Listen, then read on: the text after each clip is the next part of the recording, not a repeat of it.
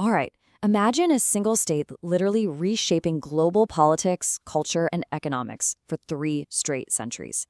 Today, we're doing an explainer on one of the most legendary and transformational states in human history, the Mughal Empire. Born out of Central Asia and expanding all the way across the Indian subcontinent, this incredible gunpowder empire absolutely defined an entire era between the 16th and 19th centuries. To really wrap your head around the sheer scale we're dealing with here, check out this number: 150 million. By the year 1700, that was the estimated population living under Mughal rule. To put that into perspective, that figure absolutely dwarfed the combined populations of all the European nations at that exact same time. We're talking about a massive, highly structured society spanning from the mountains of Afghanistan all the way down to the Deccan Plateau in southern India. Now, what's really interesting about this slide is how it completely shatters traditional Western-centric views of economic history. By the 18th century, the Mughal Empire alone accounted for 25%, a full quarter of the entire world's industrial manufacturing. So they weren't just a large population, they were the absolute global engine of production, driving immense wealth and pulling in trade from across the oceans. So how did they achieve all of this, and how did it eventually fall apart? Here's our roadmap for this explainer. 1. Birth of a gunpowder empire. 2. Akbar and the Golden Age. 3. The world's economic powerhouse. 4. Architecture and cultural synthesis. And 5. Overreach, decline, and fall. Let's kick things off with Section 1, Birth of a Gunpowder Empire. We're going to be navigating roughly 300 years of incredibly dramatic history here, so it definitely helps to anchor ourselves chronologically. The story starts with Babur's initial victory in 1526. Then it moves through the reigns of Akbar and Shah Jahan up to the empire's absolute peak. After that, we hit Aurangzeb's Hosli expansion starting in 1658, and we eventually end with the formal dissolution of the empire by the British in 1857. So, it all starts with Babur. And honestly, his story perfectly illustrates the sheer power of adopting new tech.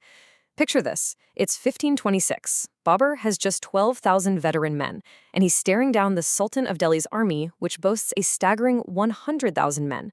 You're probably thinking, how do you even survive that, let alone win? Well, the answer is revolutionary gunpowder technology. By utilizing some very strategic alliances with the Ottomans and Safavids, Babur introduced matchlock guns and cast cannons to the Indian battlefield. This massive technological edge allowed his dramatically smaller force to just crush the opposition and lay the bedrock of the entire empire.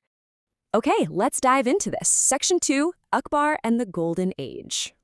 While Babur founded the empire, it was actually his teenage grandson, Akbar, who became its administrative genius. Central to his massive success was the mansabdari system. You see, instead of the traditional feudal model where nobles inherited land and essentially ruled their own little mini-kingdoms, Akbar created a highly efficient, decentralized bureaucracy. Officials, known as mansabdars, were recruited based on their actual merit and their loyalty. Crucially, they were paid in cash directly from the imperial treasury rather than inheriting estates. This brilliantly separated political and military power from local tax collection, which ensured total, unwavering loyalty to the state. But beyond just administration, Akbar realized something absolutely crucial. To govern a vast Hindu-majority subcontinent as a Muslim ruler, he had to unite his highly diverse population. So he abolished the discriminatory jizya tax on non-Muslims, he married into the local Rajput aristocracy, and he actively promoted religious tolerance. He even went so far as to create the Din-e-Ilahi, a syncretic divine faith, fusing principles of Hinduism, Islam, and other religions.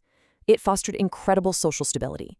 It's a really fascinating reminder that in a highly diverse society, radical inclusion can actually be the ultimate tool for lasting unity. Moving right along to Section 3, the world's economic powerhouse. You know, all of that internal stability, it created an unparalleled economic engine. The empire's immense wealth was built on a really solid foundation of agrarian taxes. Instituted by Akbar, these taxes could take over half of a peasant's agricultural output. But because they were paid in a highly regulated, standardized silver currency, the rupee, it forced peasants and artisans to engage with much larger markets. This long-term peace ushered in an era of thriving textile and shipbuilding industries. And as the European presence grew in the Indian Ocean, their insatiable demand for these high-quality Mughal goods just poured vast amounts of wealth right back into the imperial courts. Which brings us to Section 4, Architecture and Cultural Synthesis. Because when you have a globally dominant economy, That wealth inevitably funds legendary monuments, like the breathtaking 171-meter white marble Taj Mahal.